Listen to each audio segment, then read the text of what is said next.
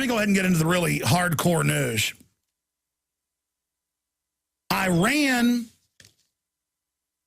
is run by a theocracy. Iran is funding Hezbollah in kind of a stalemate against Israel. Israel's funding domestic groups inside Iran trying to overthrow them. They've done it a couple times the last few years. The U.S., the people that run the U.S. are involved as well. People that run Israel are involved. And that's the big mega banks and oil companies, because they ran Iran in the 20s, 30s, and 40s up into the early 50s and really enslaved the people there. Mohammad Mossadegh gets elected. He's pro-West, anti-communist. And he says, listen, we're going to keep 25% of our oil money to build up Iran.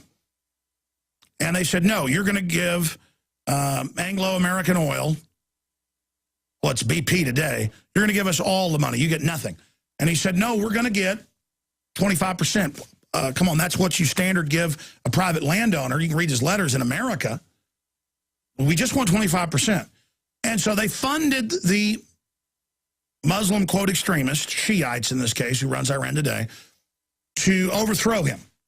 And they did it by blowing up mosques, shooting groups of protesting Shiite clerics and people, and then they blamed it on Mossadegh, and that's declassified. It's called Operation Ajax. You can just type it in, pull it up. It's NPR, AP, Reuters. Herman Roosevelt wrote a best-selling book on it before he died in the late 90s. He was a CIA section chief. He led the CIA / MI6 team in '53 to do it. They printed out tens of thousands of handbills where Mossadegh took credit for it.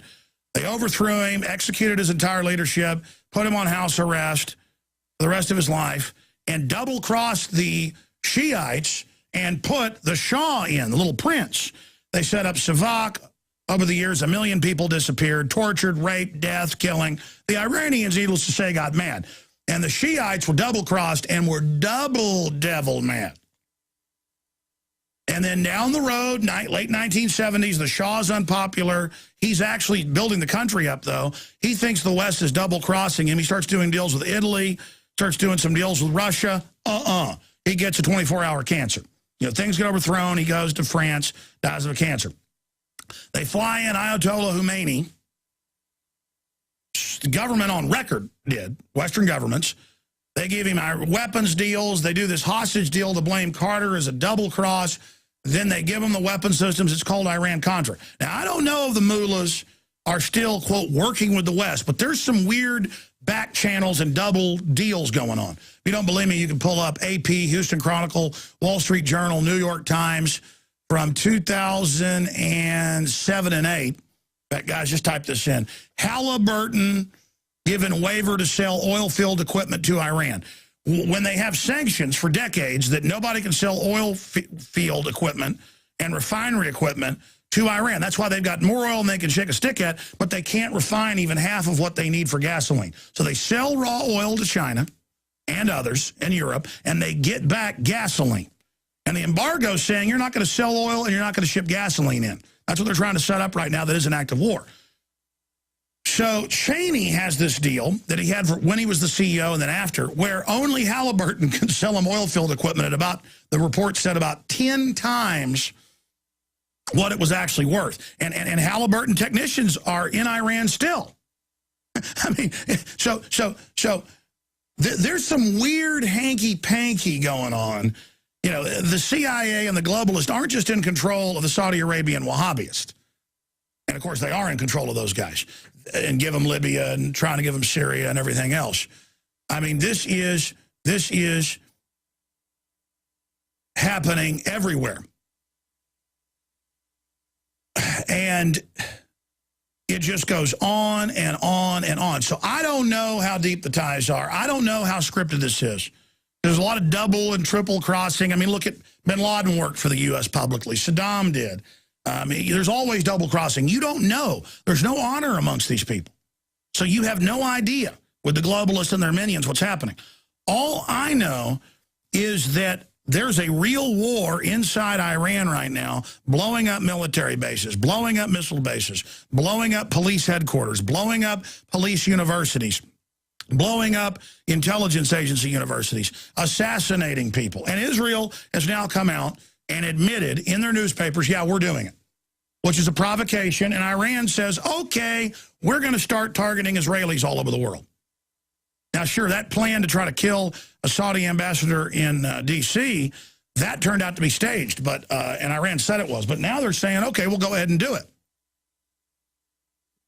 Now, what happens... Guys, the atomic clock fell down off the wall. Will you put that back up for me? I want to get that mounted. That guy keeps, I don't know what's going on with him. Maybe he's with Al-Qaeda, that evil clock. I'll have to have another drink of Tangy Tangerine to make it all better. All of this is going on. All of this is happening. And now Iran says they're going to start striking back, which makes this war become 2 minutes to midnight. And they're threatening to block the strait. They're threatening to attack other targets. They're threatening to attack Tel Aviv. U.S. troops by the thousands are landing in Israel. The point is, this is all accelerating towards war. And the Iranian people, in major polls, over 70% on average, are fans of the U.S. They're smart people. They know our politicians have taken over. They know we've been hijacked. They know most of us don't want war with them. They know their mullahs are out of control, and they just want to have good jobs and good lives and go to the movies with their children. And it is going to be a horrible crime against Iran to attack them in a giant bombardment. It's going to spray radiation from these bases being bombed that are full of uranium all over the world. It is going to undoubtedly make the mullahs go from being unpopular to being extremely popular. And the Iranians, just like Americans would when they're under attack, are going to line up behind the government and are going to go to full war with the West. And the criminals that run the West are going to use that as a pretext to take all of our basic liberties and freedoms. That's what's happening. Let's go ahead and go to Darren McBreen's Man on the Street. Do Americans want war with Iran? Here's that piece. War in the Middle East now appears imminent as the United States, Britain, the European Union, and Israel put the final touches on an embargo on Iran, and warships are sailing to the Persian Gulf. Last Friday, the U.S. and Israel announced that they will have a massive exercise in the Persian Gulf. It will include thousands of U.S. and Israeli soldiers and will test multiple air defense systems against incoming missiles and rockets. Meanwhile, Iran will also be conducting war games in the Persian Gulf and have already launched a military maneuver near its border with Afghanistan. Now, there's a lot of war games going on in the Persian Gulf. The United States, Israel are participating in a massive war game. Iran at the same time. Could that be a recipe for disaster? I think there's a lot of war games that go on all the time of different sizes. I don't know if this is much different. I don't know if disaster is the word, but I think you're not in a good situation right now. Should we intervene for Israel? Don't you think Israel has a capability of protecting themselves? I definitely think there's a case to defend Israel for what it is. Might not be the strongest case, but should we invade Iran for Israel? No, I think that's a weaker case. I feel like Israel can take care of themselves, but it doesn't hurt to have somebody backing you up. Well, it's not about weapons of mass destruction or nuclear bomb. It's all about natural gas and oil. Iraq have the oil and Iran have the natural gas, and that's what America wants, and we all know that. But the media is liars, and they tell us all lies, and we just got to go with the lies because they have the power to spread the lies. Presidential candidate Ron Paul said the increasingly severe sanctions imposed on Iran in response to its alleged nuclear weapons program are steps that will eventually lead to war. The first thing you do when you go to war, you put boycotts on and you blockade a country. It is, in many ways, an act of war. We assume that we have to do it through force, through sanctions and threats and intimidation and secret maneuvers to overthrow their regime. It just doesn't work. I think we're punishing them. I think it's retributive, definitely. Whether or not it's with the aim of pushing them into open war with us, I don't know. I feel like if you're just pressing somebody, you're only going to push them more the other direction anyway. I think that the U.S. has been provoking a lot of people for a long time. I just think sometimes the United States needs to worry about the United States. You know, it's really not that many differences between us and them if you really think hard about it. The people, or would that be the government? No, the people. I'm talking about the ordinary Iranians are very different from the image that we have of the Iranian government. Well, what do you think is going to happen to oil prices if there is a conflict? Well, definitely the oil price is going to go up because Iran going to hold on to the oil. The Middle East have the most oil, as we know, as a fact. Do you think our economy could take it? Not right now. The economy is falling, the dollar is dying, everything is, going deteriorating, and there's no solution right now. I mean, I feel like any major conflicts in the world right now are going to keep impacting the declining economy. Are you concerned that something bad's going to happen out there? Not I am. We all should be concerned. The whole world should be concerned because it's not about us, it's about the whole world. Now, President Obama is prepared to use military force to prevent Iran from acquiring a nuclear weapon. And that's if sanctions and so-called diplomacy fail. I'm Darren McBreen for InfoWars Nightly News. All right, great job there with Darren. We premiered that report that he shot yesterday with people out on the streets of Austin, Texas. And we're going to have some more reports, obviously, tonight, 7 o'clock Central at InfoWarsNews.com. So here we are at the precipice, and now it's confirmed.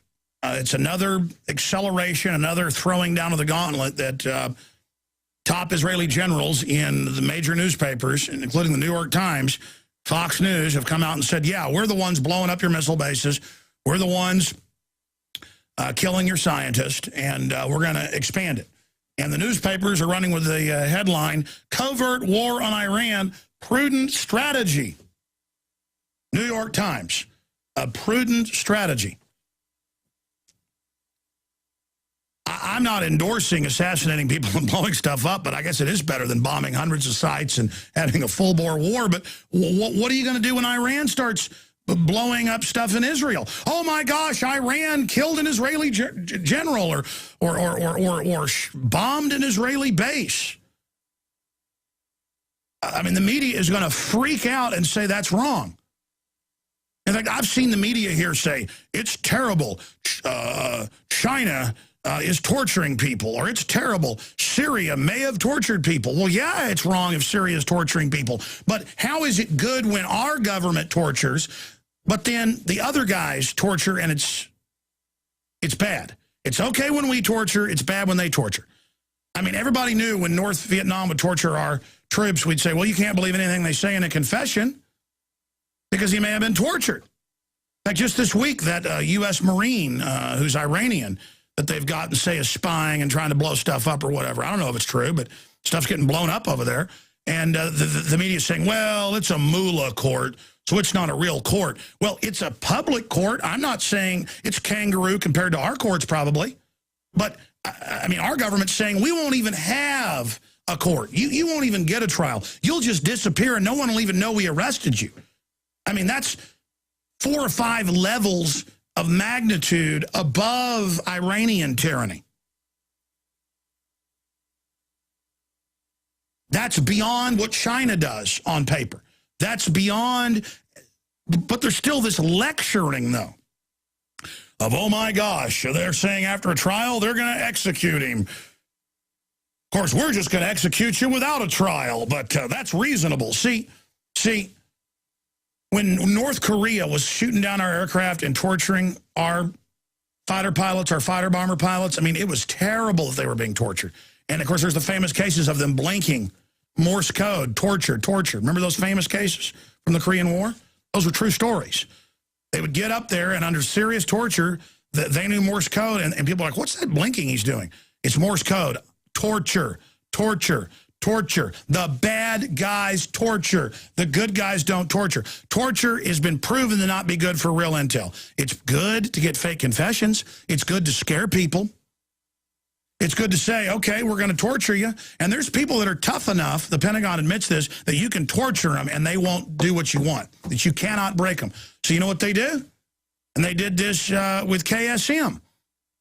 They brought his wife and little kids in. He started, and they said, we're gonna torture him. We're gonna kill him. And he started crying. And our government bragged about this, crying and said, I'll say whatever you want. And he confessed. They tortured him, by the way, for 5 years before he broke. And they said, okay, bring his kids in. Boom, instantly broke. One of them was like 6 years old or something. He started bawling. He said, I'll say whatever you want. And then he confessed to bombing buildings that hadn't been built until after he was arrested, after he was captured. You cannot become the devil to defeat the devil. You cannot put on the ring of Mordor to defeat Sauron. It doesn't work that way. You don't give up your humanity to defend humanity. You don't do it.